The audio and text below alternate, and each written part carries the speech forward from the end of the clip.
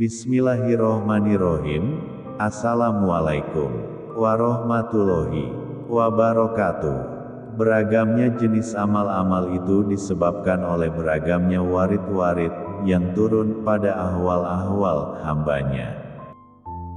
Saudaraku, warid adalah terminologi suluk yang banyak ditemukan dalam Al-Hikam. Makna sederhana warid adalah karunia Allah yang turun kepada seorang hamba. Proses turunnya warid terkait dengan kesiapan qalb. Dalam hal ini adalah kadar ahwal si hamba. Sebagai contoh, dalam Al-Quran Allah berfirman, tidak dianugerahkan al-hasanah itu melainkan kepada orang-orang yang sabar. Quran Al-Fussilat ayat 35. Dalam ayat di atas, sabar adalah ahwal si hamba, dan al-hasanah yang dianugerahkan merupakan warid yang Allah karuniakan.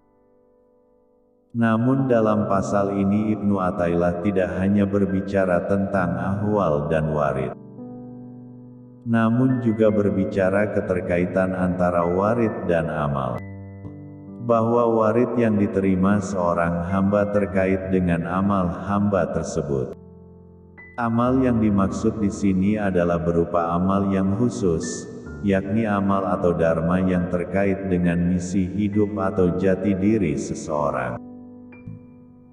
Haruslah dipahami bahwa jati diri setiap manusia adalah unik dan berbeda. Suatu warid yang Allah karuniakan kepada seorang hamba pasti akan mengungkap jati diri hamba tersebut.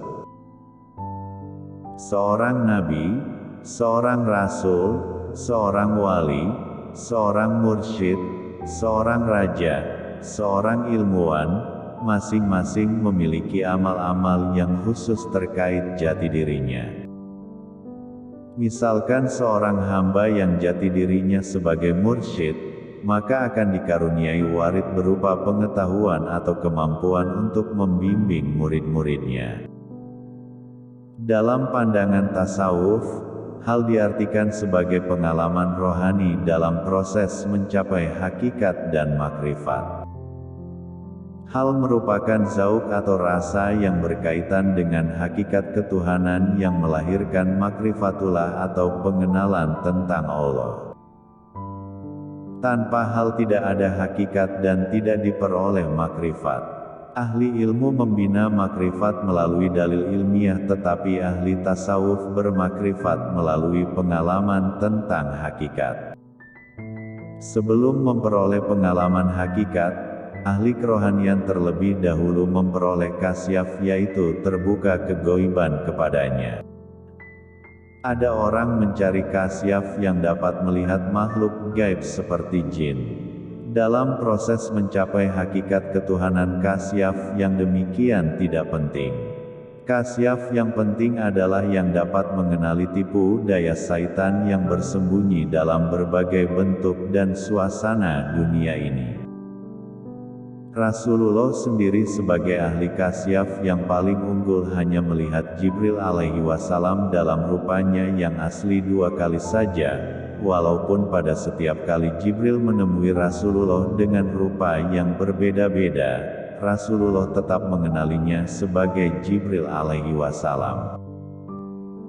Bila seseorang ahli kerohanian memperoleh kasyaf, maka dia telah bersedia untuk menerima kedatangan hal atau zauq, yaitu pengalaman kerohanian tentang hakikat ketuhanan. Hal tidak mungkin diperoleh dengan beramal dan menuntut ilmu. Sebelum ini pernah dinyatakan bahwa tidak ada jalan untuk masuk ke dalam gerbang makrifat. Seseorang hanya mampu beramal dan menuntut ilmu untuk sampai pintu gerbangnya. Apabila sampai di situ seseorang hanya menanti karunia Allah, semata-mata karunia Allah yang membawa makrifat kepada hamba-hambanya. Karunia Allah yang mengandung makrifat itu dinamakan hal. Ada orang yang memperoleh hal sekali saja dan dikuasai oleh hal dalam waktu yang tertentu saja, dan ada juga yang terus-menerus di dalam hal.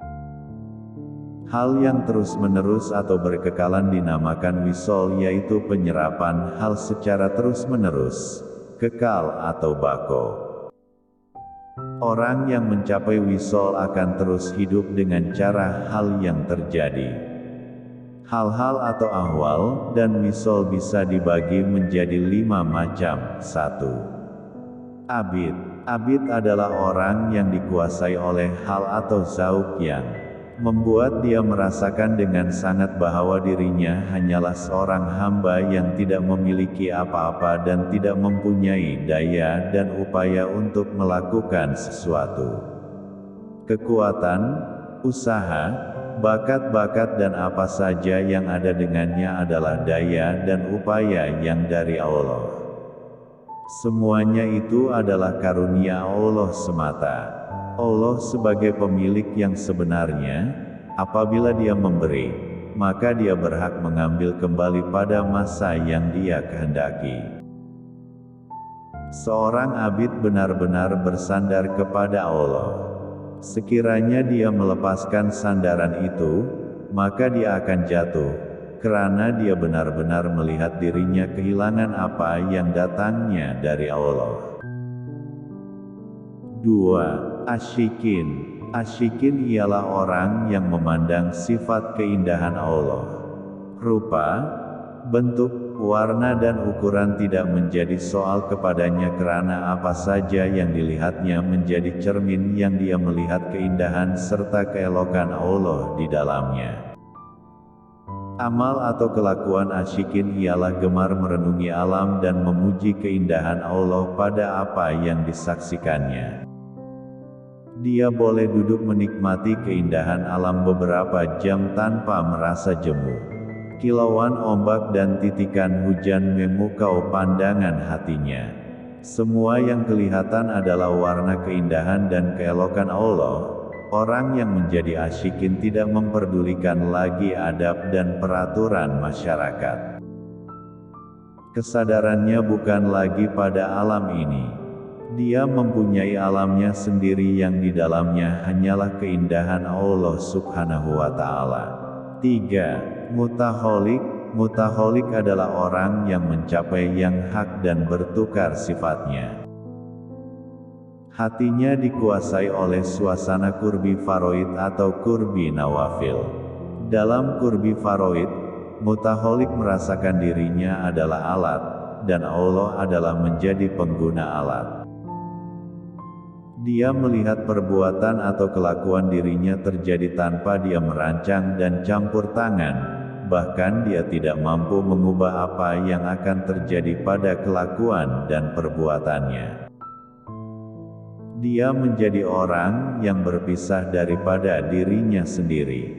Dia melihat dirinya melakukan sesuatu perbuatan seperti dia melihat orang lain yang melakukannya, yang dia tidak berdaya mengawal atau mempengaruhinya. Hal kurbi faraid adalah dia melihat bahwa Allah melakukan apa yang dia kehendaki. Perbuatan dia sendiri adalah gerakan Allah, dan diamnya juga adalah gerakan Allah.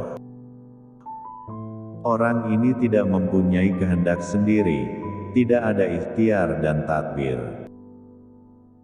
Apa yang mengenai dirinya, seperti perkataan dan perbuatan, berlaku secara spontan. Kelakuan atau amal kurbi faroid ialah bercampur-campur di antara logika dengan tidak logika, mengikut adat dengan merombak adat, kelakuan alim dengan jahil. Dalam banyak perkara penjelasan yang boleh diberikannya ialah, tidak tahu. Allah berbuat apa yang Dia kehendaki.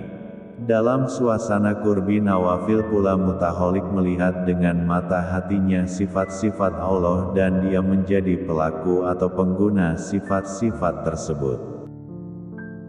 Yaitu dia menjadi khalifah dirinya sendiri. Hal kurbi nawafil ialah berbuat dengan izin Allah, karena Allah memberikan kepadanya untuk berbuat sesuatu. Contoh kurbi nawafil adalah kelakuan Nabi Isa alaihi wasallam yang membentuk rupa burung dari tanah liat lalu menyuruh burung itu terbang dengan izin Allah. Juga kelakuan beliau menyeru orang mati supaya bangkit dari kuburnya.